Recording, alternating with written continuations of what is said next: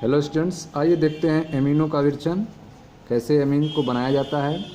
Amino का विरचन निम्नलिखित विधियों से किया जाता है। ठीक है, तो एमिनो का विरचन जो है अलग अलग मेथड से किया जाता है। तो आइए स्टार्ट करते हैं। पहला मेथड, पहला है आपका नाइट्रो यौगिकों का अपचयन के द्वारा।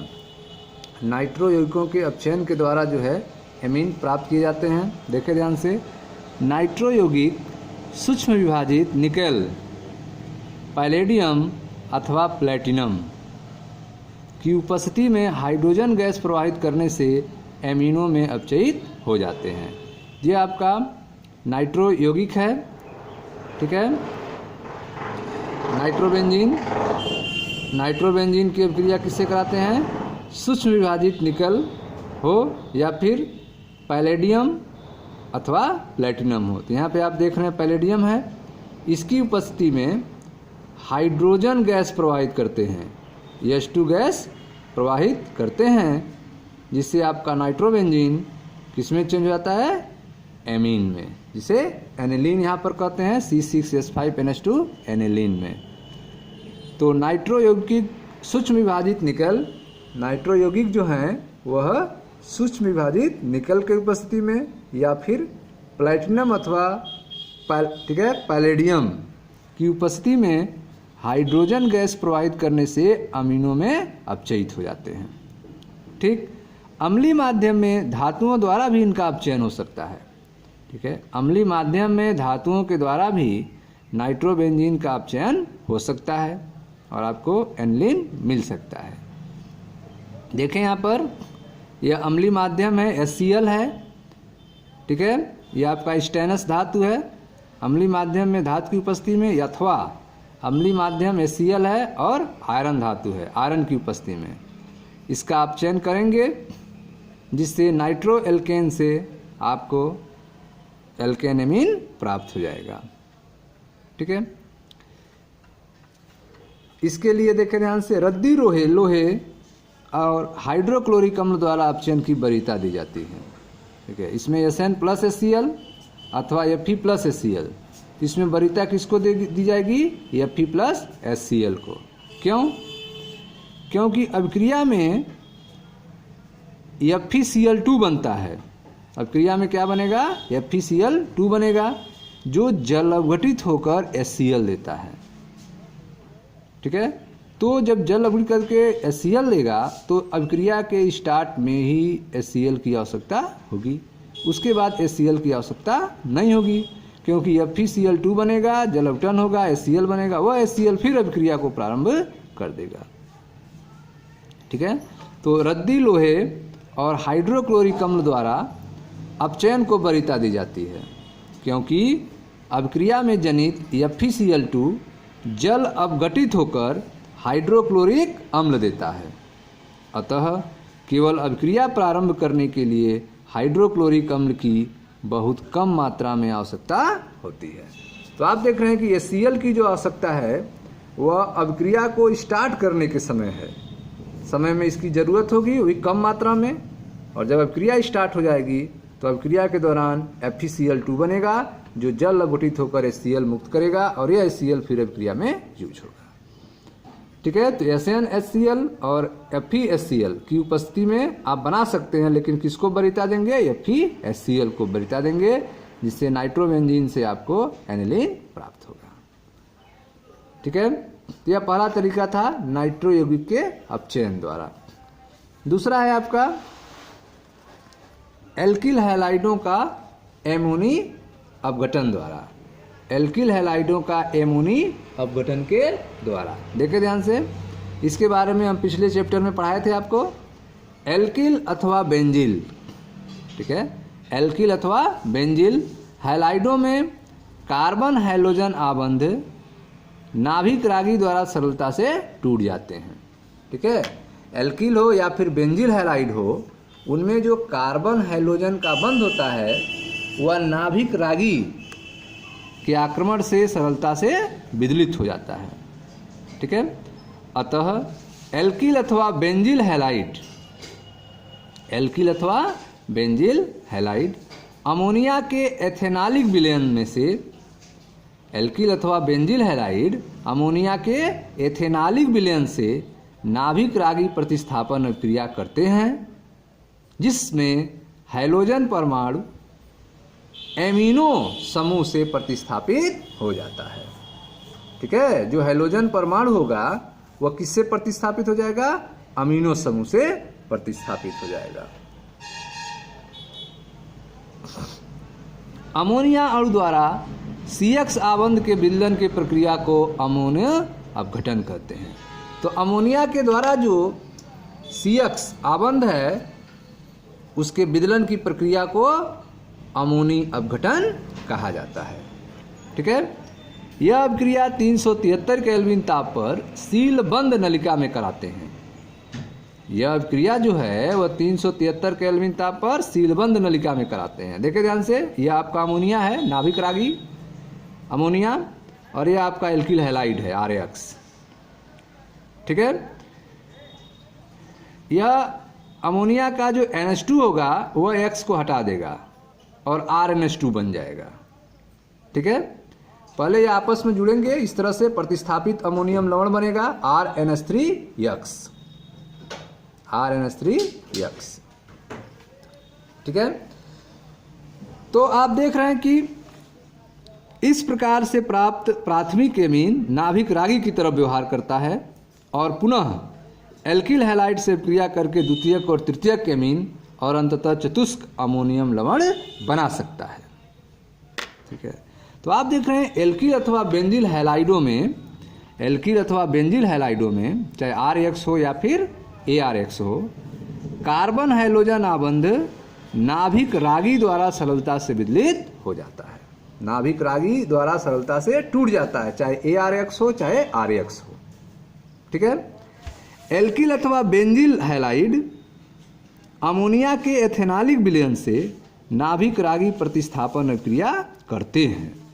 चाहे एल्किल हो चाहे बेंजिलिक हैलाइड हो, अमोनिया के एथेनालिक विलयन से नाभिक रागी प्रतिस्थापन क्रिया करते हैं, जिसमें हैलोजन परमाणु अमीनो समूह से प्रतिस्थापित हो जाता है। हैलोजन परमाणु जो है वह अमीनो समूह से क्या हो जाएगा? प्रतिस्थापित हो जाएगा। जैसे यहाँ पे अमोनिया है जो नाभिक रागी की तरह काम करेगा और ये एल्किल हैलाइड अटैक होगा इस पर, और जो हैलोजन है X है जो NH2 के द्वारा अमीनो समूह के द्वारा प्रतिस्थापित हो जाएगा और RNH2 बनेगा। ठीक है, प्राथमिक एमीन बनेगा। अमोनिया अणु द्वारा CX आबंध के विदलन की प्रक्रिया को क्या कहेंगे? अमोनी अपघटन कहते हैं। ठीक है, यह अभिक्रिया 373 केल्विन ताप पर सीलबंद नलिका में कराते हैं। ठीक है, और इससे प्राप्त प्राथमिक अमीन नाभिक रागी की तरह व्यवहार करता है। पुनः यह एल्किल हैलाइड से क्रिया करके द्वितीयक और तृतीयक अमीन और अंत में चतुष्क अमोनियम लवण बना सकता है। ठीक है, तो यह अंत में आपको चतुष्क अमोनियम लवण प्राप्त होगा। तो पहले क्या क्या होगा देखिए ध्यान से। पहले जो आपका प्राथमिक एमीन बनेगा RNH2 बनेगा। X जो है हट जाएगा RX से, किसके द्वारा? NH2 के द्वारा। तो RNH2 बनेगा प्राथमिक एमीन। फिर यह एल्किल हैलाइड से रिएक्शन होगा तो R2NH द्वितीयक अमीन बनेगा। फिर एल्किल हैलाइड से क्रिया होगा तो तृतीयक अमीन बनेगा। और अंततः जो है एल्किल हैलाइड से क्रिया होगा तो चतुष्क अमोनियम लवण बना सकता है। यह आपका चतुष्क अमोनियम लवण है। ठीक है, तो इस तरह से आप देख रहे हैं इस सब क्रिया को क्या कहते हैं? अमोनी अपघटन के नाम से जाना जाता है। ठीक है, एल्किल हैलाइडों का अमोनी अपघटन आप देख रहे हैं। तो पहले जो है एल्किल हैलाइड RX का X अलग होगा, इसके द्वारा NH2 के द्वारा, तो RNH2 बनेगा। उसके बाद फिर RX का अटैक होगा, R2NH बनेगा, द्वितीयक अमीन बनेगा। फिर अटैक होगा, तृतीयक अमीन बनेगा और अंत में चतुष्क अमोनियम लवण बना सकता है। ठीक है, इस अभिक्रिया में हैलाइडों की अमोनिया से अभिक्रियाशीलता का क्रम क्या होगा? इस अभिक्रिया जो आप देख रहे हैं एल्किल हैलाइडों का अमोनी अपघटन, इस अभिक्रिया में हैलाइडों के अमीनों से अभिक्रियाशीलता का क्रम देखें, Ri greater than Rbr greater than RCl होता है। तो हैलाइडों की अमीनों से अभिक्रियाशीलता का क्रम आप देख रहे हैं कि सबसे तेज जो रिएक्ट करेगा वो होगा एल्किल आयोडाइड, उसके बाद होगा एल्किल ब्रोमाइड और फिर होगा एल्किल क्लोराइड। ठीक है। अब यह जो आपका अमोनियम लवण बन रहा है, अमोनियम लवण से, ठीक है, अमोनियम लवण से मुक्त एमीन प्रबल क्षार द्वारा अभिक्रिया से प्राप्त की जा सकती है। जो अमोनियम लवण है आपका RNH3X, ठीक है, जो बना था, उससे आप एमीन प्राप्त कर सकते हैं। उसके लिए आपको क्या करना होगा, प्रबल क्षार से अभिक्रिया करानी होगी, जैसे यहाँ पे NaOH से। तो जब RNH3X का NaOH से आप अभिक्रिया कराएंगे तो RNH2 आपको प्राप्त हो जाएगा, प्राथमिक एमीन प्राप्त हो जाएगा, H2O प्लस NaX भी मिलेगा साथ में। तो अमोनी अपघटन में यह असुविधा है कि जो आप अमोनी अपघटन देख रहे हैं एल्किल हैलाइडों का, इसमें एक दुविधा है, एक असुविधा है। क्या है? इसमें प्राथमिक, द्वितीयक और तृतीयक एमीन तथा चतुष्क अमोनियम लवण का मिश्रण प्राप्त होता है। ठीक है। अमोनी अपघटन में यह असुविधा है कि इसमें प्राथमिक, द्वितीयक, तृतीयक एमीन और चतुष्क अमोनियम लवण का मिश्रण प्राप्त होता है। ठीक है। यद्यपि अमोनिया अधिक में लेने पर, अगर आप अमोनिया अधिक मात्रा में लिए हैं, लेने पर प्राप्त मुख्य उत्पाद प्राथमिक एमीन हो सकता है। अगर आपकी अमोनिया अधिक मात्रा में है तो आपका जो मुख्य उत्पाद होगा वह क्या होगा, प्राथमिक अमीन हो सकता है। ठीक है स्टूडेंट्स। तो इस तरह से आप देख रहे हैं कि अमोनिया जो है, NH3 जो है, वह नाभिक रागी की तरह काम करता है। जब इस एल्किल हैलाइड से इसकी अभिक्रिया होती है तो अमोनिया का हैलाइड, ठीक है, एल्किल हैलाइड का जो हैलाइड है, X है, वह NH2 समूह द्वारा हट जाता है और RNH2 बनता है। उसके बाद फिर अभिक्रिया होती है, RX का अटैक होता है जिससे R2NH बनता है, फिर अटैक होता है R3N बनता है, फिर अटैक होता है तो R4NX बनता है। ठीक है। तो इस तरह से जो है नाभिक रागी अमोनिया का अटैक जब एल्किल हैलाइड होता तो यह आपका कंपाउंड जो प्रतिस्थापित अमोनियम लवण बनेगा, RNH3X बनेगा, इसकी जब आप प्रबल क्षार से अभिक्रिया कराएंगे तो यह RNH2 में चेंज हो जाएगा। देखें ध्यान से, यह आपका RNH3X है, यह प्रबल क्षार NaOH है, इसकी अभिक्रिया आपने कराया जिससे RNH2 आपको मिल गया, प्राथमिक अमीन मिल गया, H2O प्लस NaX भी मिला। ठीक है। लेकिन अमोनी अपघटन की दुविधा क्या है कि इसमें प्राथमिक, द्वितीयक, तृतीयक अमीन और साथ में चतुष्क अमोनियम लवण का मिश्रण प्राप्त होता है। ठीक है। यद्यपि अमोनिया अधिक में अगर आप लेते हैं तो जो मुख्य उत्पाद होगा वो प्राथमिक अमीन हो सकता है। ठीक है स्टूडेंट्स। तो इस तरह से आप पढ़ रहे हैं अमीनों का विरचन, एमीनों का विरचन, जिसमें हमने आपको पहला नाइट्रो यौगिकों का अपचयन बताया कि नाइट्रो यौगिक है अगर आपके पास तो उसका अगर आप अपचयन कराते हैं, ठीक है, निकेल, पैलेडियम अथवा प्लैटिनम की उपस्थिति में, यहाँ पर आप देख रहे हैं पैलेडियम की उपस्थिति है और हाइड्रोजन गैस प्रवाहित कर रहे हैं आप नाइट्रो यौगिक में, नाइट्रोबेंजीन में, तो आपको एनिलीन बन रहा है आपको। ठीक है। एमिनो ग्रुप प्राप्त हो रहा है, एनिलीन प्राप्त हो रहा है।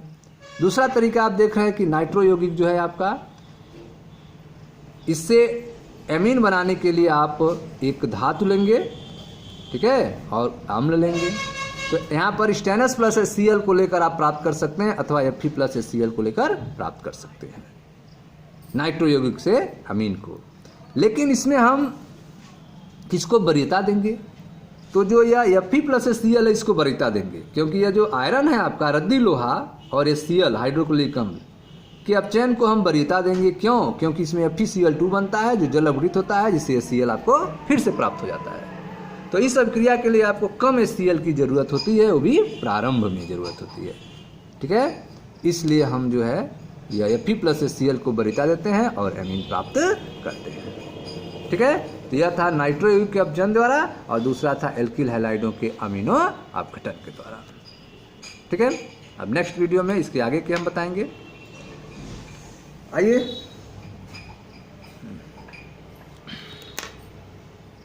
Thank you.